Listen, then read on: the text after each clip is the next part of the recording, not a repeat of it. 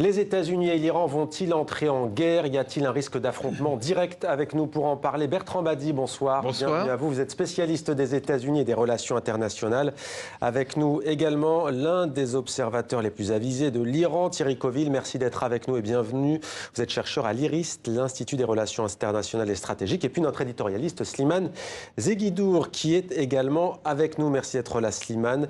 On va commencer avec vous, Thierry Coville. Est-ce que la guerre peut arriver sur une échelle de 1 à 10. À combien estimez-vous le danger?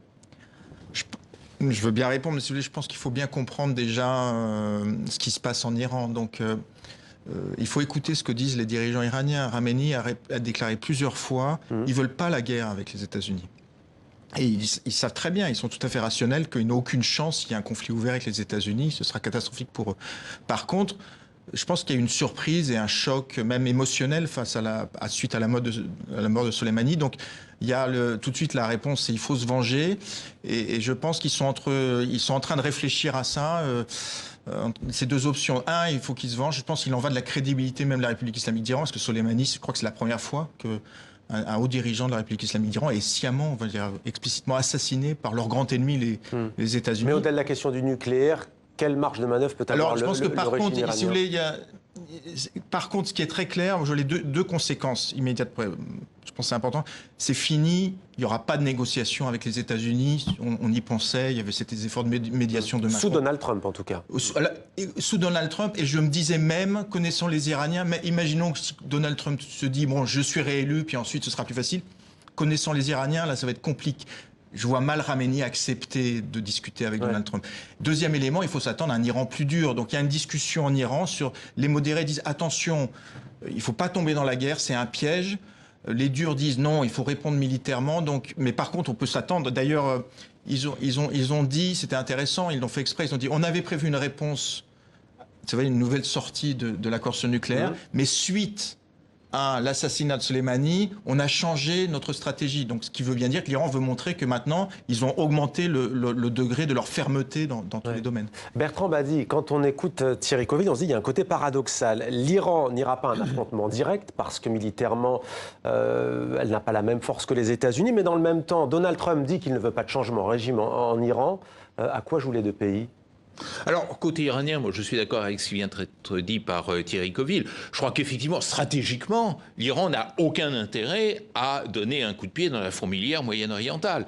Et je dirais même que, alors qu'elle avait pu donner des signes de faiblesse, notamment du fait de la pression des grandes manifestations à Beyrouth et à Bagdad, et dans le sud de l'Irak, qui étaient quand même anti-iranienne et qui semblait remettre en cause la politique régionale de l'Iran, ce qui vient de se passer vient en quelque sorte contenir cette masse de protestations et créer un courant de sympathie et en tous les cas de solidarité avec l'Iran. Donc pourquoi bouger alors qu'on est à nouveau en Iran sur une pente politico-diplomatique plutôt favorable? Seulement voilà, il y a l'aspect symbolique, et l'aspect symbolique, c'est effectivement un besoin de vengeance qui correspond à quelque chose de très profond dans la culture iranienne. En même temps, la martyrologie chiite et aussi la grande tradition littéraire iranienne du Shahnameh, la grande épopée où finalement toute l'histoire de la Perse se résume à... Justement, Slimane, je me tourne vers vous. On voit aujourd'hui que le général Soleimani est érigé en martyr après ce bombardement. Quelle est la symbolique dans la religion musulmane chiite du culte du martyr ? Alors, le mot shahid en arabe signifie la même chose que le mot martyr en latin, c'est-à-dire un témoin.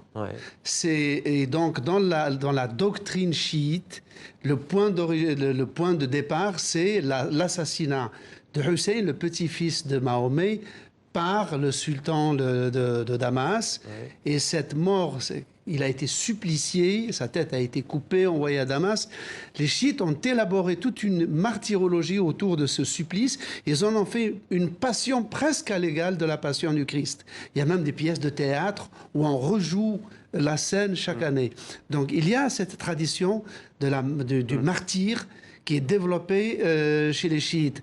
Maintenant, qu'elle soit projetée sur la figure de Soleimani, qui n'était pas un saint. On voit qu'après sa mort, il a été d'une certaine manière hypostasié, sanctifié. Mais dans sa vie, c'était d'abord un soldat, évidemment, qui se battait pour l'islam, pour la République islamique.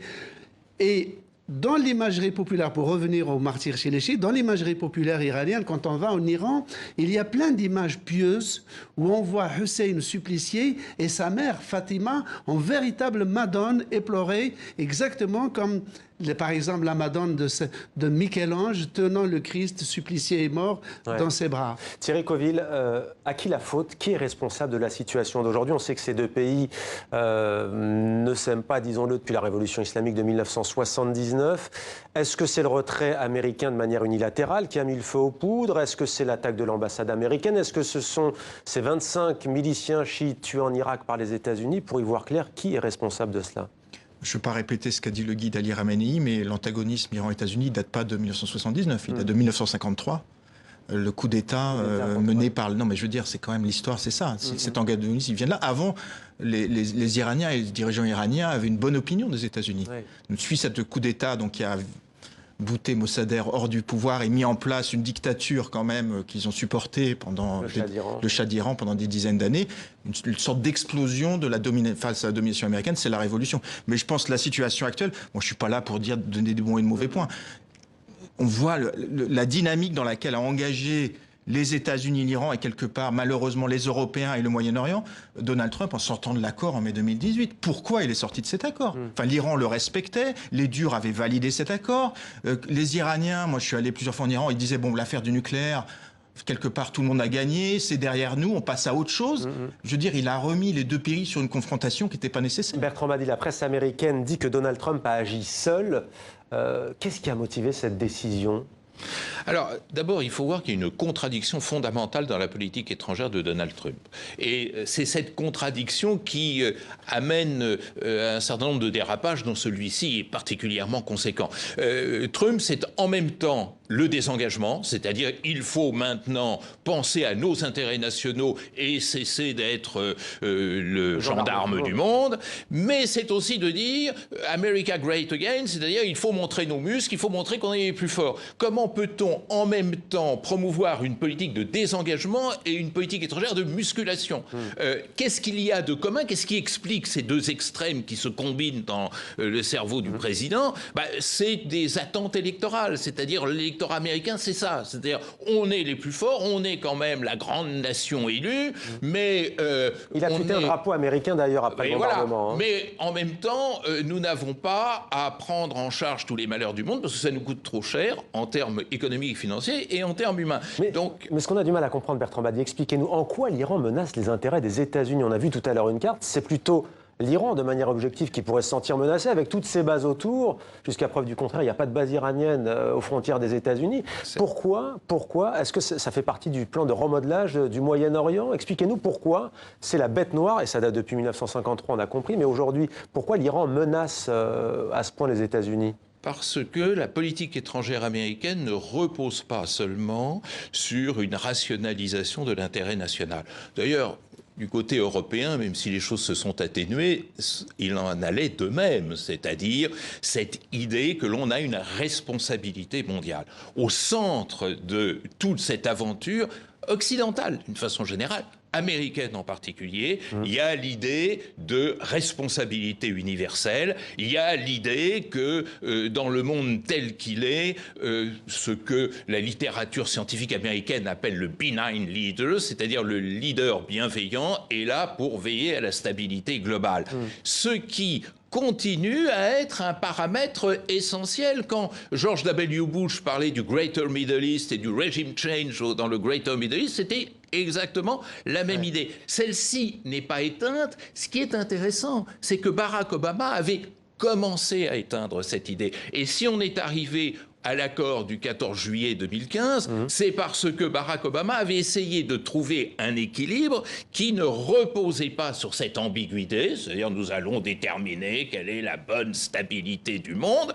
C'était un équilibre fragile, mais comme vient de le dire Thierry Coville, c'était le seul équilibre possible dans la région. À partir du moment où on réintroduit ce paramètre universaliste, effectivement, il n'y a plus d'équilibre possible, et voilà comment on en est arrivé à cette situation. Thierry Coville, il se dit qu'il y a deux axes qui s'affrontent. D'un côté, États-Unis, Arabie Saoudite, Israël. De l'autre côté, justement, l'Iran, notamment avec son allié, la Russie.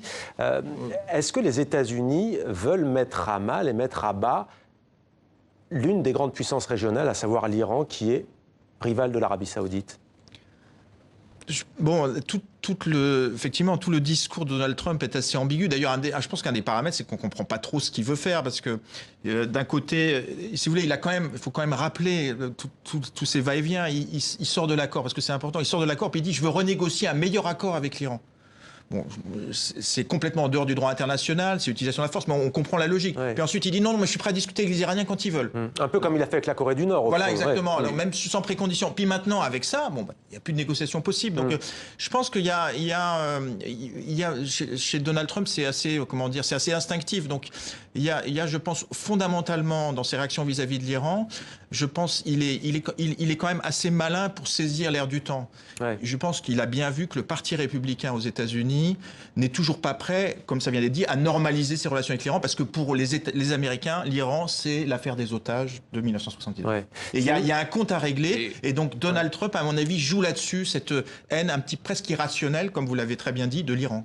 Slimane, très court. Oui, Bertrand Badi. Oui, il faut voir quelque chose de très important, c'est qu'il y a en quelque sorte un reliquat de la bipolarité et de la guerre froide, c'est-à-dire la méfiance des superpuissances, mais aujourd'hui c'est essentiellement des États-Unis, à l'encontre de l'émergence de puissances régionales. Tout le débat est là, c'est-à-dire il y a deux puissances régionales potentielles ou réelles au Moyen-Orient, c'est la Turquie et c'est l'Iran.